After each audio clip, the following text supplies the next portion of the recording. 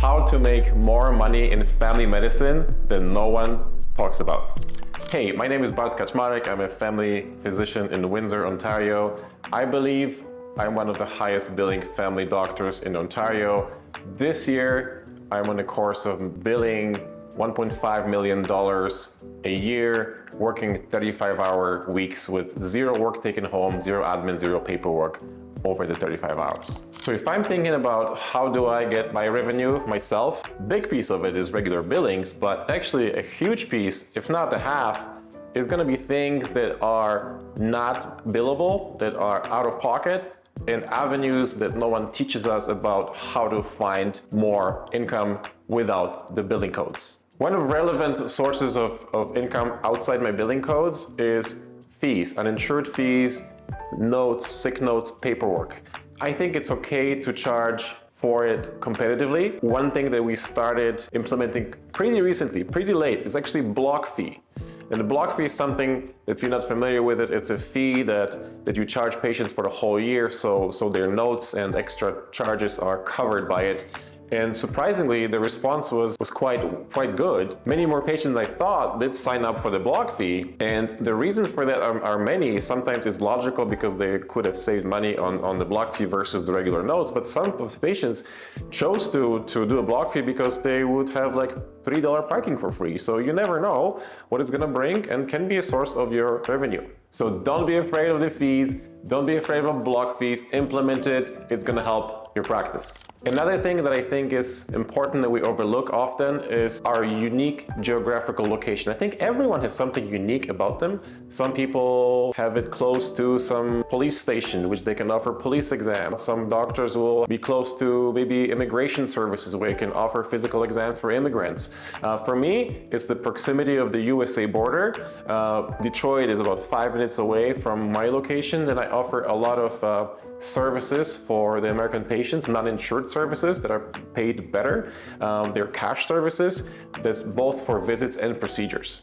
One more thing that I can think of that you can do is become a referral center for services and procedures that aren't available locally. On the example of Windsor, there was a shortage of doctors performing vasectomies. So several doctors have actually learned how to do vasectomies, get licensed in this procedure, and now they have a traffic of a lot of patients coming with a higher billing code and the procedure codes.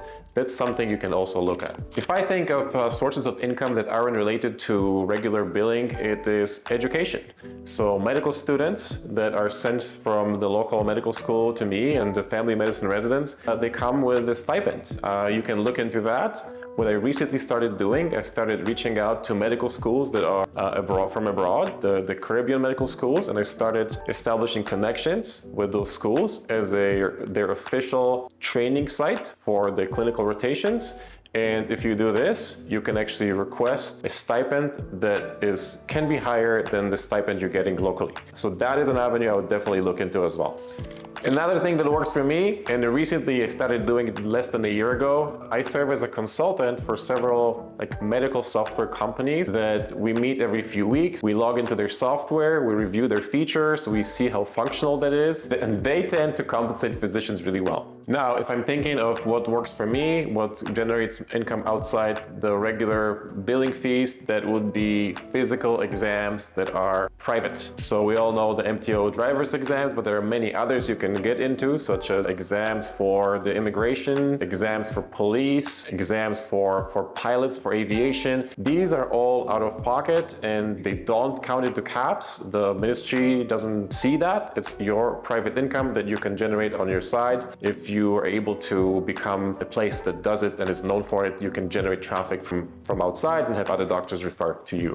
Now, probably one of my favorites. It's like an evergreen. Okay, you're gonna hear me say that a lot, and whoever works with me hears it a lot too. Extra income is in increased efficiency. If you have efficiency mindset and you look at your practice, at your workflow, and every day thinking, what can I do better? That is probably one of the biggest drivers for your income that is hidden and no one talks about. That includes having hired staff to do tasks for you while you focus on the work of top of your skill set while someone else does things for you. Also includes how you organize your patient flow, your rooming flow, how you process patients from the entry through the hallway to the room and back. And looking at this as a process every day, that is my favorite.